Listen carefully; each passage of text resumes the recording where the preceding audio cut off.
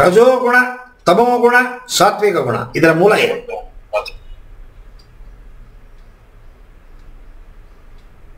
ಈ ಮೂರು ಗುಣಗಳ ಮೂಲ ಯಾವುದು?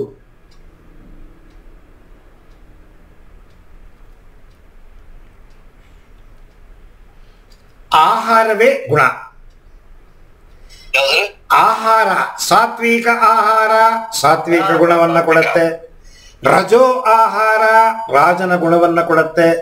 ತಮೋ ಆಹಾರ ತಮಸಿಕ ಗುಣವನ್ನ ಕೊಡುತ್ತೆ. ಸೊ ಆಹಾರವೇ ಗುಣಗಳ ಮೂಲ. ಗುಣವನ್ನ ಸರಿಪಡಿಸಬೇಕು ಅಂದ್ರೆ ಆಹಾರವನ್ನ ಬದಲಾಯಿಸಬೇಕು. ಆಹಾರವನ್ನ ಯಾವಾಗ ನೀವು ಬದಲಾಯಿಸ್ತೀರಾ ಆಟೋಮೆಟಿಕ್ ಆಗಿ ನಿಮ್ಮ ಗುಣಗಳು ಬದಲಾವಣೆ ಆಗುತ್ತೆ. ಹೆಂಗ್ ಸಾಧ್ಯ? ಇಲ್ಲಿ ನಮ್ಮ ಮನೆ ಪಕ್ಕದಲ್ಲಿ ಒಂದು 10 ತಿಂಗಳು ಮಗು ಇದೆ, ಅದಕ್ಕೆ ತಿನ್ನಿಸ್ತಾರೆ ಮೀನು, ಮಾಂಸ, ಕುರಿ ಏನೇನು ತಿನ್ನಿಸ್ತಾರೆ. ತಪ್ಪು ಸರಿ ಅಂತ ಮಾತಾಡಕ್ ಬಂದಿಲ್ಲ ನಾನು. ಹುಟ್ಟದಾಗಿಂದ ನೀವು ತಿನ್ಸಕ್ಕೆ ಅಭ್ಯಾಸ ಮಾಡ್ಬಿಟ್ರೆ ಅದಕ್ಕೆ ಸರಿ ತಪ್ಪೇ ಗೊತ್ತಾಗಲ್ಲ. ನೀವು ವಾರಕ್ಕೊಂದು ದಿವಸ ಮಾಡ್ತಿರೋ, 15 ದಿವಸಕ್ಕೊಂದು ಸತಿ ಮಾಡ್ತಿರೋ, ತಿಂಗಳಿಗೊಂದು ಸತಿ ಮಾಡ್ತಿರೋ, ಮಾಂಸ ಬೇಕು. ಅದು ಬಿಡುಗಡೆ ಆಗ್ಬೇಕು ಅಂದ್ರೆ ಶಿಸ್ತು ಬೇಕು.